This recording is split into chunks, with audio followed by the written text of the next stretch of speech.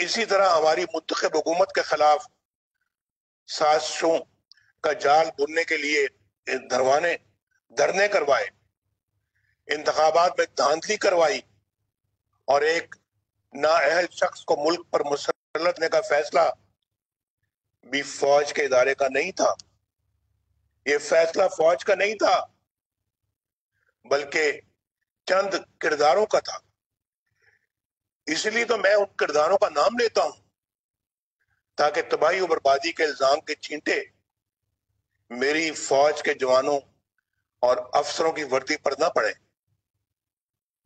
آج تمام سوالوں کے جواب فوج کو نہیں، جنرل قمر جاوید باجوہ کو دینے ہیں، جنرل فیض حمید کو دینے ہیں۔ جنرل باجوہ صاحب، آپ کو 2018 الیکشن میں پاکستان کی تاریخ کی سب سے بڑی دھاندلی اور عوام ڈیٹ کی چوری کا حساب دینا ہے۔ جنرل باجوہ صاحب، آپ کو ارکان پارلیمنٹ کی ہارس ٹریڈنگ کا حساب دینا ہے، اور جنرل باجوہ صاحب، آپ کو آئین اور قانون کی دھجیاں بکھیرتے ہوئے عمران نیازی کو عوامی مینڈیٹ کے خلاف وزیر اعظم بنانے کا حساب دینا ہے۔